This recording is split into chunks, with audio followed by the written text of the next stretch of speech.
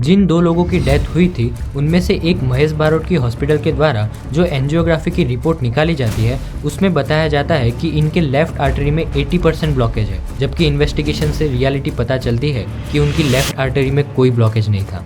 इनमें भी जिन लोगों की मृत्यु हुई उनमें 52 साल के महेश बारोट हर दिन 25 से 30 किलोमीटर साइकिल चलाते थे। बात तो ये है दोस्तों कि कुछ हॉस्पिटल्स में जो पेशेंट मर चुके हैं, जिन पेशेंट्स की ऑलरेडी डेथ हो चुकी है, उनकी भी सर्जरी के नाम पर पैसे क्लेम किए जा रहे हैं।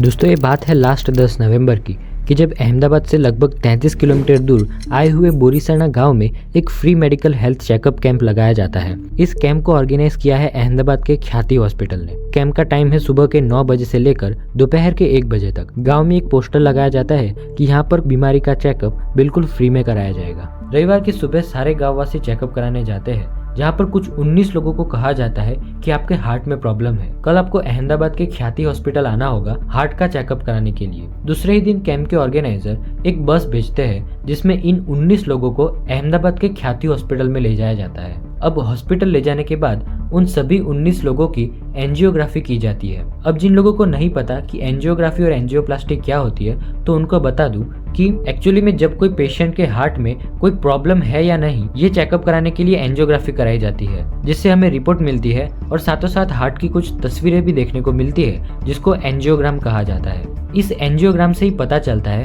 कि हमारे हार्ट में कोई तकलीफ है या नहीं। इसके बाद अगर पेशेंट के हार्ट में कोई तकलीफ देखने को मिलती है, जैसे कि कोई ब्लड वेसल ब्लॉक देखने को मिलती है, तो पेशेंट के घर वालों से परमिशन लेकर एक ऑपरेशन कराया जाता है जिसको एंजियोप्लास्टी कहा जाता है। अब इन 19 लोगों की हॉस्पिटल द्वारा एंजियोग्राफी की जाती है, जिनमें से 7 लोगों की एंजियोग्राफी कराने के बाद तुरंत ही एंजियोप्लास्टी का ऑपरेशन कर दिया जाता है, जो रिपोर्ट्स के अनुसार पेशेंट के घर वालों की परमिशन या इवन इन्फॉर्म करे बिना ही किया जाता है। तो किसी को कुछ बताया ही नहीं है, फैमिली वाले को कोई भी इन्फॉर्म भी नहीं हुआ है, कुछ भी इन्फॉर्म नहीं किया इन लोगों ने, डायरेक्टली वहाँ पर उठा लिया है, वहाँ से यहाँ पर ला दिया गया है। इस एंजियोप्लास्टी का ऑपरेशन डॉक्टर प्रशांत वजीरानी के द्वारा किया जाता है, जो एक विजिटिंग कार्डियोलॉजिस्ट थे और अहमदाबाद के प्रहलाद नगर में एक चाइल्ड केयर क्लिनिक भी चलाते हैं। अनफॉर्चुनेटली दोस्तों उन 7 में से 2 लोगों की डेथ हो जाती है, जिनमें से एक का नाम था नागर सैनमा और दूसरे थे महेश बारोट। दूसरे दिन गांव वाले हॉस्पिटल जाकर तोड़फोड़ कर देते हैं। गुस्सा फूट पड़ा होगा यहाँ पे। आप देखिए ये जो वेंटिलेटर की मशीन है ये किस प्रकार से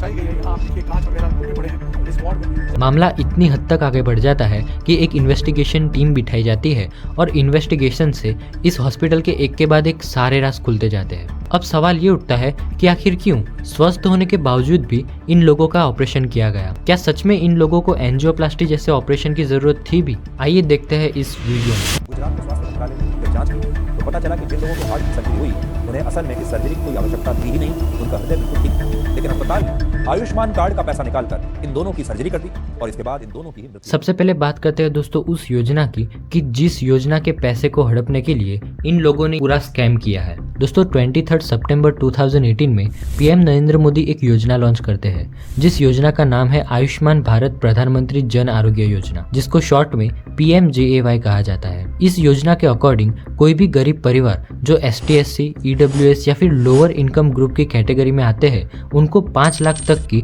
हॉस्पिटल में ऑपरेशन या फिर आरोग्य सेवा का लाभ मिलेगा। यानी कि 5 लाख से नीचे के जो भी ऑपरेशन इन गरीब परिवार को होंगे तो उनके ऑपरेशन के पैसे सरकार देगी और ये पैसे डायरेक्ट सरकार हॉस्पिटल के अकाउंट में ट्रांसफर करेगी। अब यही योजना का फायदा उठाने के लिए इन हॉस्पिटल की टीम से एक प्लान बनाया जाता है। ये लोग अलग अलग गांव में जाकर एक फ्री कैंप का आयोजन करते हैं, जहां पर ये बीमारियों का चेकअप बिल्कुल ही मुफ्त में करते हैं। अब ये फ्री का चेकअप तो सिर्फ एक बहाना है, एक्चुअली में ये उसी गांव के लोगों को टारगेट करते हैं जो लोग लोअर इनकम ग्रुप में आते हैं और जिनके पास PMJAY योजना के अकॉर्डिंग आयुष्मान कार्ड हो। अब फ्री का चेकअप है ये देखकर सारे गाँववासी इस कैंप में जाते हैं, जहाँ पर मोस्ट ऑफली जिन जिन लोगों के पास आयुष्मान कार्ड होता है उनको कहा जाता है कि आपको हॉस्पिटल आना होगा, और तो और उन लोगों को हॉस्पिटल लाने के लिए बस भी हॉस्पिटल से ही भिजवाई जाती है। वहां ले जाकर एक फेक एंजियोग्राफी की रिपोर्ट बनाई जाती है और इस फेक रिपोर्ट के बाद तुरंत ही ऑपरेशन कर दिया जाता है और आयुष्मान कार्ड से उस ऑपरेशन के पैसे हड़प लिए जाते हैं। रिसेंटली जो इवेंट हुआ है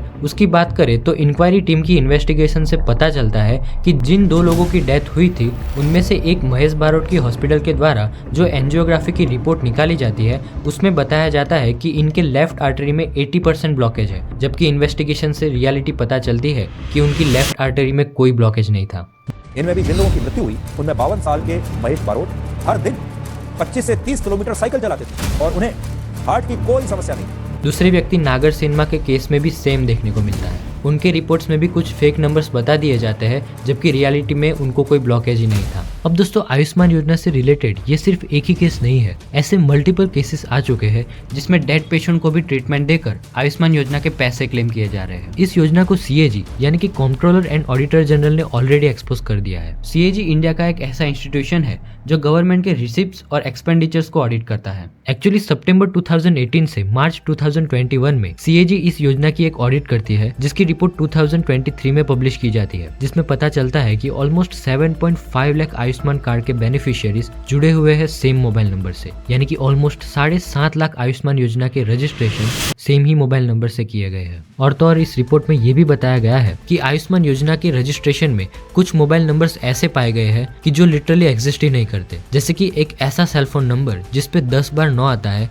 या फिर 10 बार 8 आता हो। और ऐसे मोबाइल नंबर्स के रजिस्ट्रेशन ने भी इस योजना का फायदा उठाया है। सेम केस देखने को मिलता है आधार कार्ड के नंबर के साथ, जैसे कि आधार नंबर में टोटल 12 नंबर होते हैं, लेकिन तमिलनाडु से 4761 जितने रजिस्ट्रेशन टोटल 7 ही आधार नंबर के साथ किए गए हैं। इसके बाद से ही आयुष्मान कार्ड के रजिस्ट्रेशन में कुछ चेंजेस किए गए, जैसे कि रजिस्ट्रेशन के लिए फिंगरप्रिंट, आइरिस स्कैन और फेस ऑथेंटिकेशन जैसे फीचर्स को ऐड किया गया। अब सबसे बड़ी चौंकाने वाली बात तो ये है दोस्तों कि कुछ हॉस्पिटल्स में जो पेशेंट मर चुके हैं, जिन पेशेंट्स की ऑलरेडी डेथ हो चुकी है, उनकी भी सर्जरी के नाम पर पैसे क्लेम किए जा रहे हैं। डेड पेशेंट की रिपोर्ट्स में भी एडमिशन डेट, सर्जरी डेट और डिस्चार्ज डेट दिखाकर पैसे लूटे जा रहे हैं। और ये सब कुछ रिवील किया गया है CAG के रिपोर्ट में। अगर आपको इस CAG की रिपोर्ट से क्रॉस वेरीफाई करना हो तो लिंक नीचे डिस्क्रिप्शन में है। और इतना ही नहीं, अभी तक के 3.42 लाख फ्रॉड केसेस आयुष्मान भारत योजना से रिलेटेड डिटेक्ट हो चुके हैं, जिसमें से 56,000 अननेसेसरी सर्जरीज की गई है। 13 नवंबर को पुलिस इस केस के खिलाफ FIR फाइल करती है और इसके बाद इस केस में जुड़े कुछ आरोपियों को अरेस्ट किया जाता है। ऐसे स्कैम से बचने के लिए